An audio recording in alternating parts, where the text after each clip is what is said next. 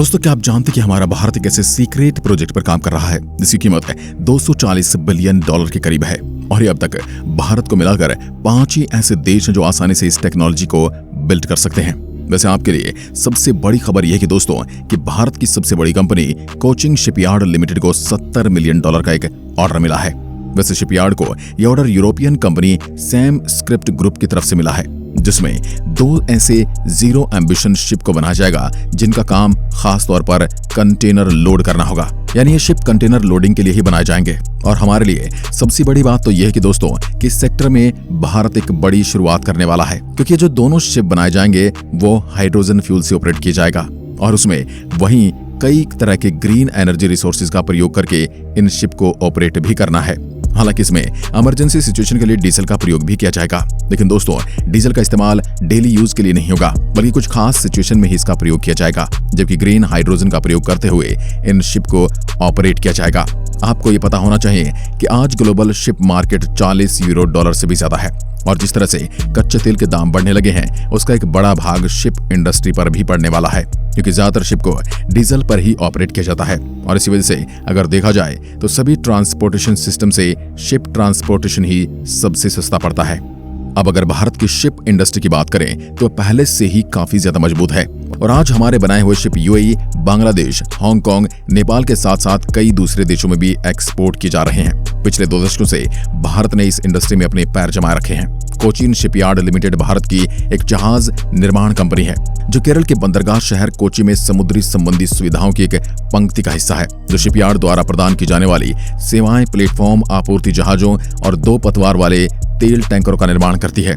Cochin shipyard ने भारतीय नौसेना का पहला स्वदेशी विमान वाहक पोत INS विक्रांत का भी निर्माण किया है। इससे भारत सरकार के अधीन एक मणि रत्न का दर्जा भी प्राप्त है। हाइड्रोजन द्वारा संचालित ईंधन सेल एक कुशल, पर्यावरण के अनुकूल, शून्य उत्सर्जन डायरेक्ट करंट शक्ति स्रोत है जो पहले से ही बाहरी शुल्क वाली बस, ट्रक और ट्रेन अनुप्रयोगों में उपयोग किए जा चुके हैं और अब इसे समुद्री अनुप्रयोगों के लिए भी विकसित किया जा रहा है। शिपयार्ड ने KPIT टेक्नोलॉजीज और हाइड्रोजन फ्यूल सेल और पावर ट्रेनों के लिए भारतीय डेवलपर्स के साथ साथ ऐसे जहाजों के लिए कानून और विनियमों का मसौदा तैयार करने के लिए इंडियन रजिस्टर ऑफ शिपिंग के साथ साझेदारी करते हुए इस क्षेत्र में जमीनी कार्य शुरू कर दिया है। इन जहाजों के निर्माण को देश के लिए घरेलू और अंतर्राष्ट्रीय स्तर पर तटीय और अंतर्देशीय जहाज खंडों में उपलब्ध जबरदस्त संभावनाओं का लाभ उठाने के लिए एक स्प्रिंग बोर्ड के रूप में देखा जाता है।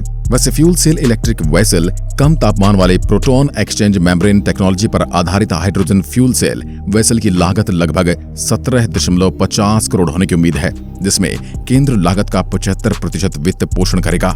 कोचिन शिपयार्ड लिमिटेड आध्यात्मिक शहर वाराणसी के लिए देश का पहला स्वदेशी हाइड्रोजन ईंधन सेल कटमरेन पोत बनाएगा। केंद्रीय बंदरगाह, नौवहन और जलमार्ग मंत्री सर्बानंद सोनोवाल ने शुक्रवार को वाराणसी में 7 नाव घाटों के उद्घाटन के दौरान उत्तर प्रदेश के मुख्यमंत्री योगी आदित्यनाथ और केंद्रीय भारी उद्योग मंत्री महेंद्रनाथ पांडे की उपस्थिति में यह घोषणा की। भारत के अंतर्देशीय जलमार्ग प्राधिकरण के माध्यम से केंद्र सरकार ने जहाज के निर्माण के लिए कोचिन शिपयार्ड के साथ एक समझौता ज्ञापन पर हस्ताक्षर किए। CSL ने उत्तर भारत के लिए 6 इलेक्ट्रिक कटमरेन जहाजों और असम में गुवाहाटी के लिए 2 अन्य के निर्माण के लिए एक समझौता ज्ञापन पर भी हस्ताक्षर किए। काशी में शून्य उत्सर्जन हाइड्रोजन ईंधन सेल यात्री कटमरेन पोत की शुरुआत से जीवाश्म ईंधन के उपयोग में कमी का मार्ग प्रशस्त होगा और इससे हमारे राष्ट्रीय जलमार्ग में उत्सर्जन की कमी आएगी। जहाज का डिजाइन और विकास CSL द्वारा किया जाएगा।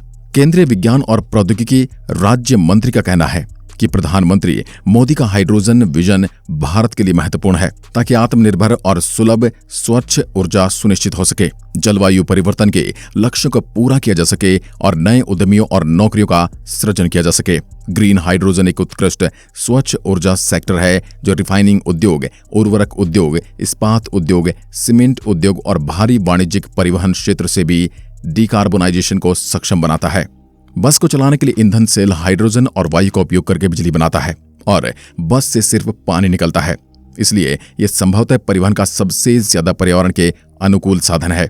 प्रेस रिलीज के मुताबिक लंबी दूरी मार्गों पर चलने वाली एक डीजल बस आमतौर पर सालाना 100 टन CO2 का उत्सर्जन करती है। भारत में ऐसी 10 लाख से अधिक बसें हैं।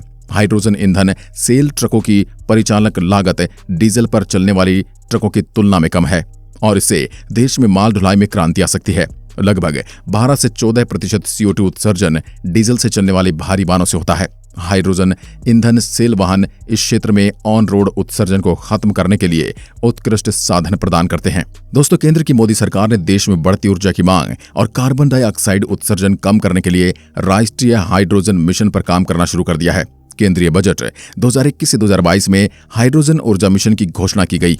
यह हाइड्रोजन की वैकल्पिक ऊर्जा स्रोत के तौर पर इस्तेमाल करने के लिए एक रोड मैप तैयार करेगा। वहीं इस पहल से ट्रांसपोर्ट क्षेत्र में बदलाव लाने की बात कही जा रही है। फिलहाल भारत पेट्रोल और डीजल के लिए खाड़ी देशों पर निर्भर है। कई बार अंतर्राष्ट्रीय बाजार के बढ़ते पेट्रोल डीजल दामों की वजह से आम लोगों को महंगा ईंधन खरीदना पड़ता है। लेकिन एक बार राष्ट्रीय हाइड्रोजन ऊर्जा मिशन के शुरू हो जाने के बाद भारत ईंधन के मामले में काफी हद तक आत्मनिर्भर हो जाएगा। ऐसे में कई देश भारत को ब्लैकमेल नहीं कर पाएंगे। इसके बारे में आपका क्या कहना है? कमेंट में लिखकर जरूर बताएं। एक बार फिर मिलते हैं, तब तक के लिए नमस्कार, धन्यवाद।